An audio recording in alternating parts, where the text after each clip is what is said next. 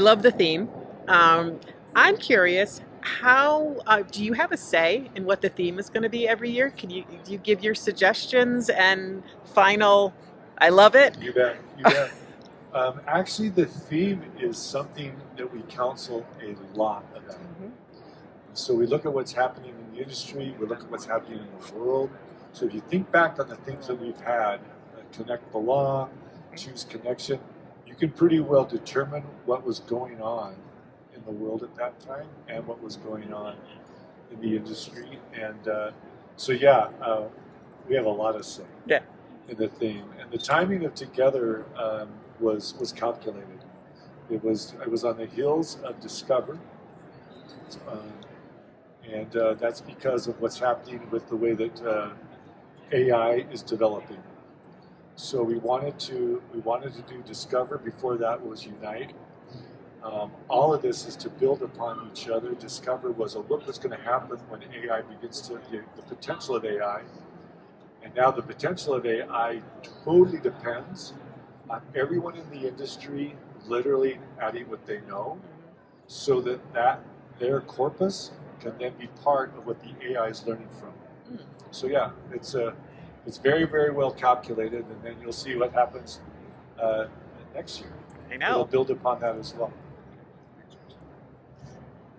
You were able to have your cousin up on stage with you in this theme of Together. She's right there with you. What did that mean to you? I've wanted Jennifer with me at RootsTech for years, and I was always too nervous to bother her because she's extremely busy, and I mean she's the best in class in what she does. So I broached the subject with her a little bit last year, but this theme and what we're doing, this was the perfect year to do it.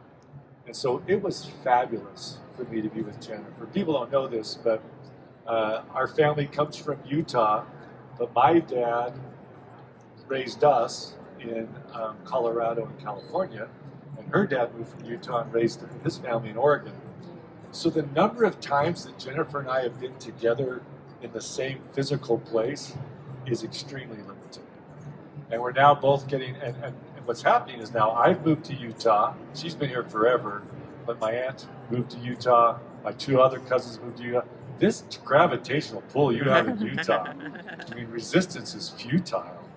So it meant the world to me, and it's going to, in this stage in our life, I can't wait to spend a lot more time. We're so proud of her. We love her so much. She is so genuine. She's so authentic. She's so skilled, and she's so kind. And what she's done, if you stop and think of, yes, all those wins that we talked about, all those titles and accolades, which, by the way, I cut them down quite a bit because she just does not. I asked her, is this accurate? And she goes, I don't know. I don't keep track of those sort of things. That's Jennifer, right?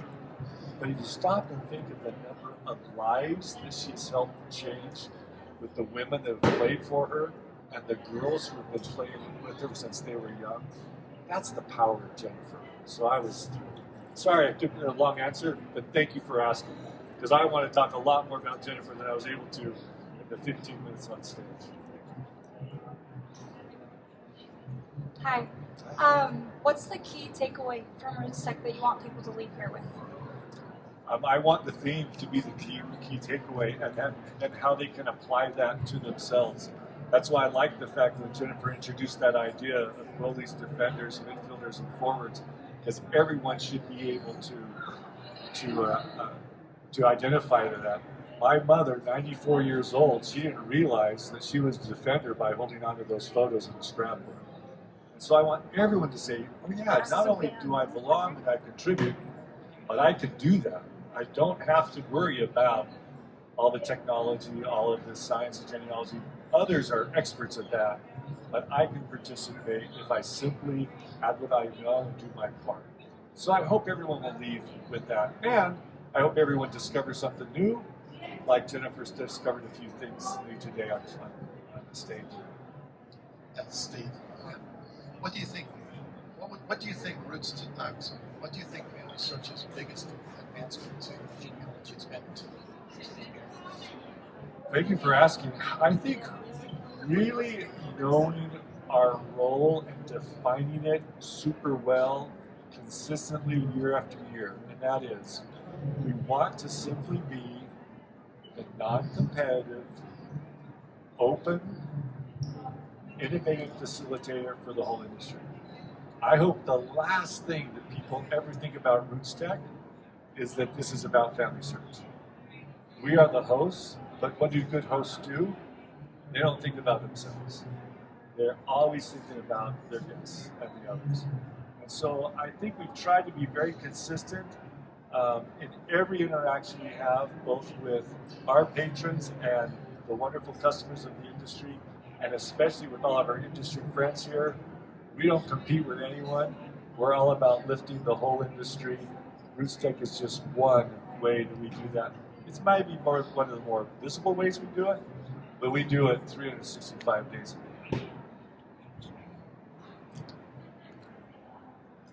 week. Talk to me about the Together app. This was probably a good opportunity to really promote that.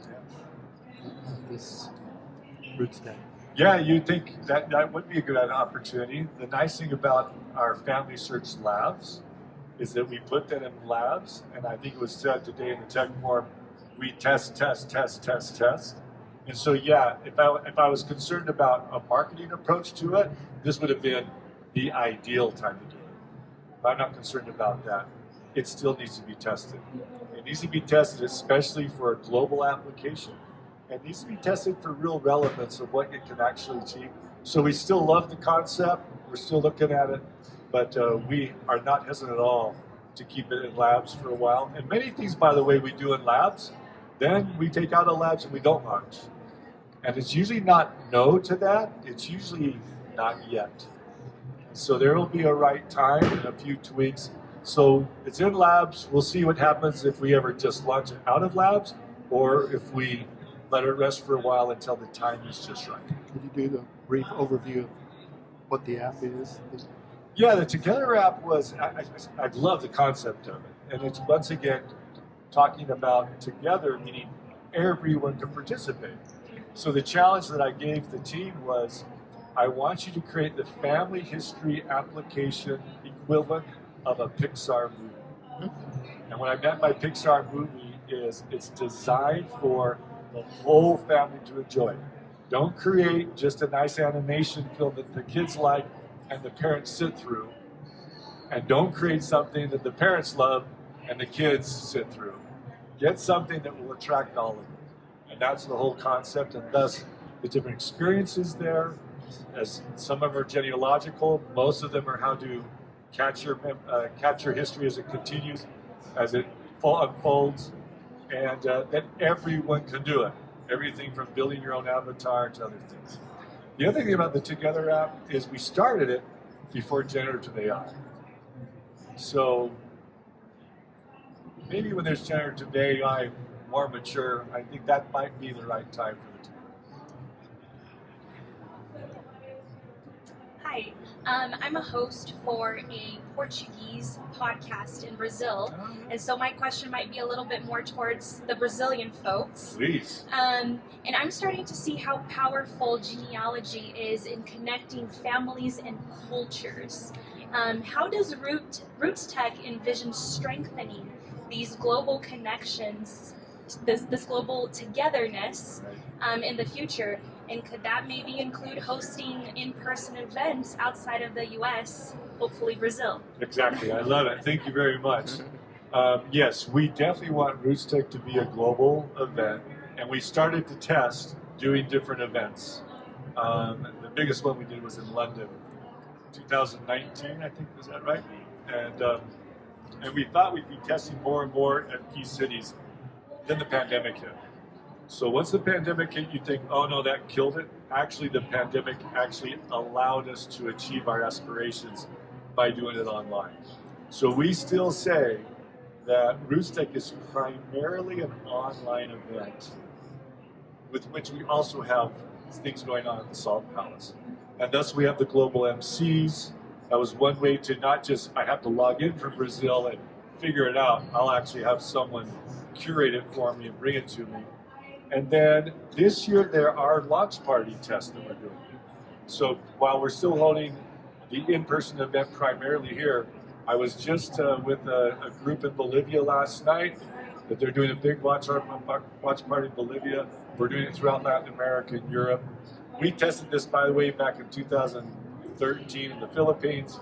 We test a lot, as you heard, right? And so as far as a consumer-facing, in-person, I think we're going to continue to do the online and then see what they want to do in different parts to join us.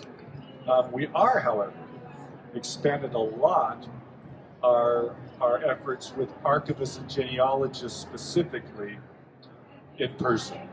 So unbeknownst to a lot of you, we've been holding a lot of archivists and genealogists VIP events in many different cities around the world. I just got back from Harare, where we had 40 archivists and genealogists there.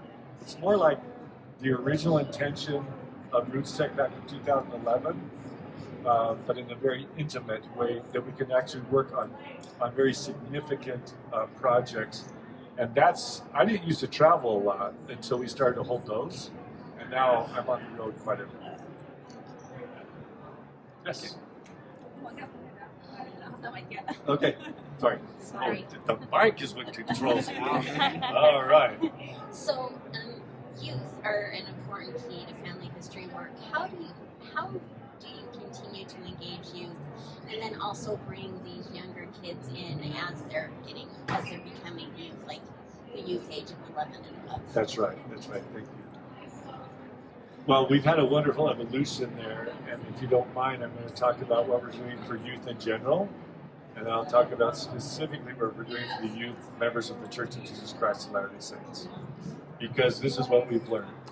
At first it was, you always try to find the researchers of the future, and they're very few and far between. One of them's standing behind you right now, but you find her when she's young, and you want to make sure that she catches this and keeps it, because she's going to lead us into the future. And that's tremendous. But that's usually about 2 or 3% of the population, so we're always looking for them. That's one key strategy. What can we do to help them? Especially when they come as digital natives, they're more accepting, and it's comfortable for them with the technology. So that's strategy, if you will, number one. Number two, though, what about the other 97, 98%? These are the curious that we also want to attract.